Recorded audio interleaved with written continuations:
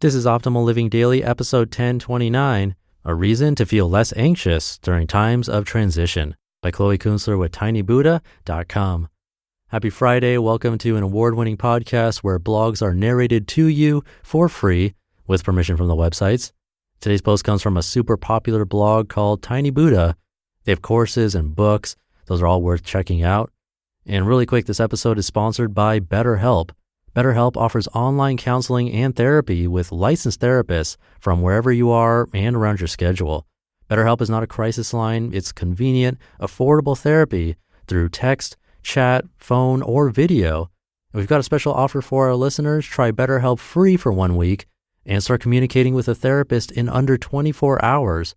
Visit betterhelp.com/optimal to get started. That's betterhelp.com/optimal. Now let's jump right into our post and start optimizing your life. A Reason to Feel Less Anxious During Times of Transition by Chloe Kunstler with tinybuddha.com.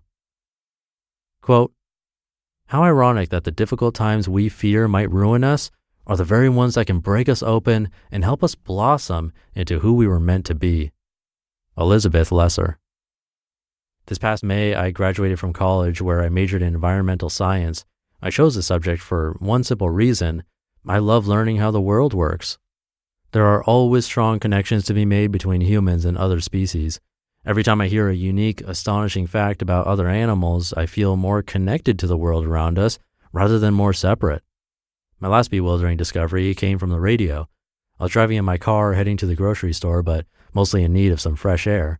I spent the day inside applying to jobs and pondering the next step of my life.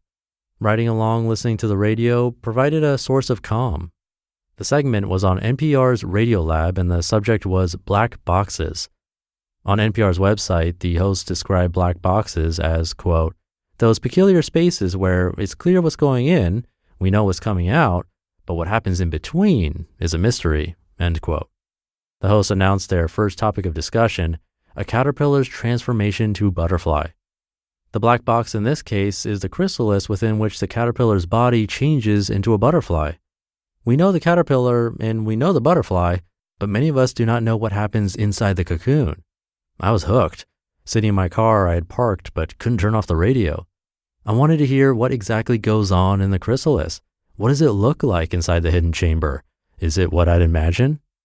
I predicted that within the cocoon, caterpillar cells begin to replicate on either side of the body in a symmetrical pattern. Maybe the wings curl around the body as they grow. I was wrong. If you open a chrysalis about a week after its conception, there is no discernible caterpillar. Within the chrysalis, the caterpillar actually digests itself. The enzymes released by this process create a sort of goo in place of the caterpillar. The creep factor of this for me was akin to watching Silence of the Lambs. The story was as perturbing as it was captivating. I believe what fascinates me most about the caterpillar's transition into butterfly or moth is that the original wormy fellow neither stays fully intact nor completely disappears. The goo is actually a collection of cells that replicate where they need to. The butterfly's organs, such as the antenna, the wings, and legs, all develop through the constant division and replication of cells that collect from caterpillar goo.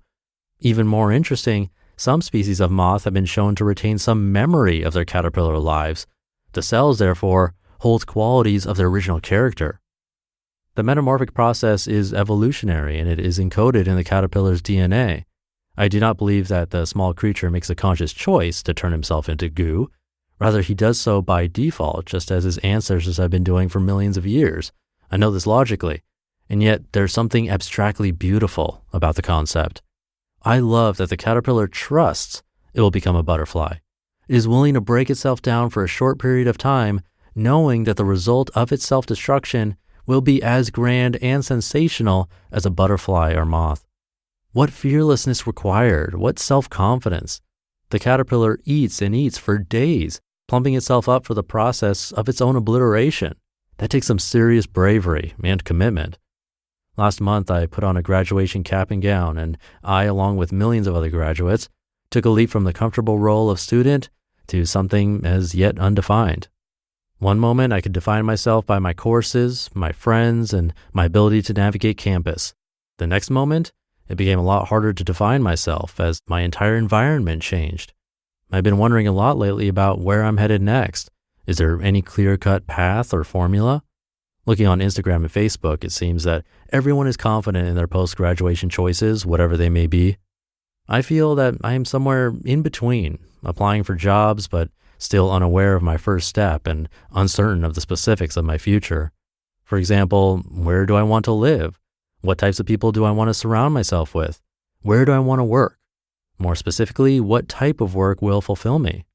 The questions are normal, even necessary, but hearing about caterpillars, I realized something important about how I've been navigating my transition. I, along with many of my friends, have been envisioning my life thus far as having two separate stages, one during college and one after. The first stage we view as preparation.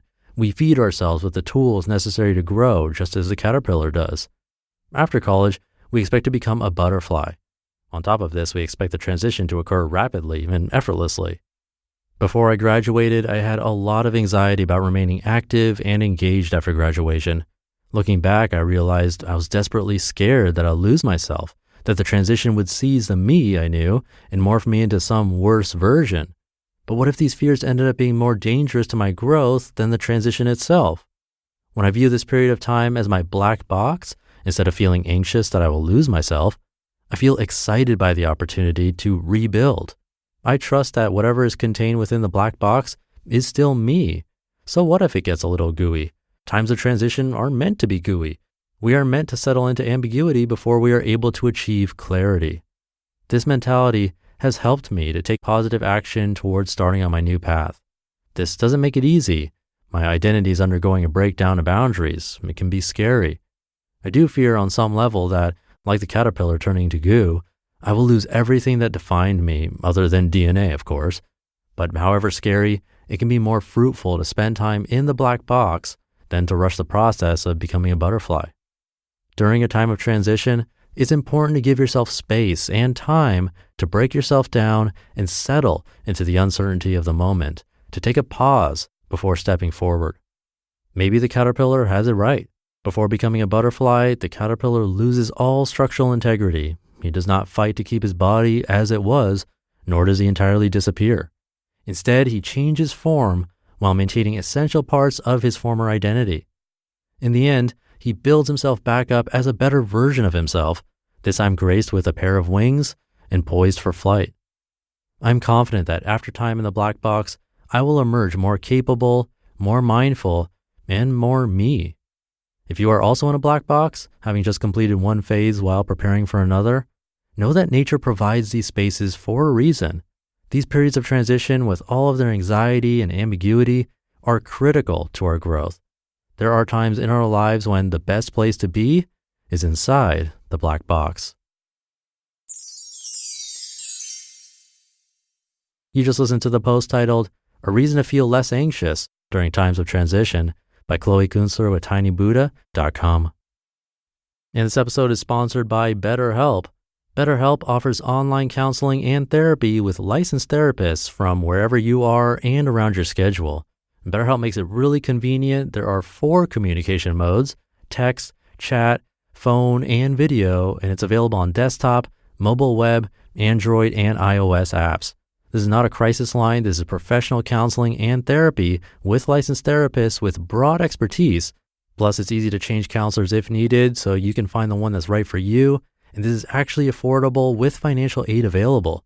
And I have a special offer just for you. Try BetterHelp free for 1 week and start communicating with a therapist in under 24 hours.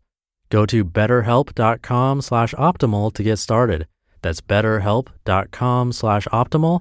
And a big thank you to them for sponsoring this podcast. I'll leave it there for today. Thank you for being here and listening every day. Have a very happy Friday and start to your weekend if you're listening in real time. And I'll be here over the weekend where your optimal life awaits.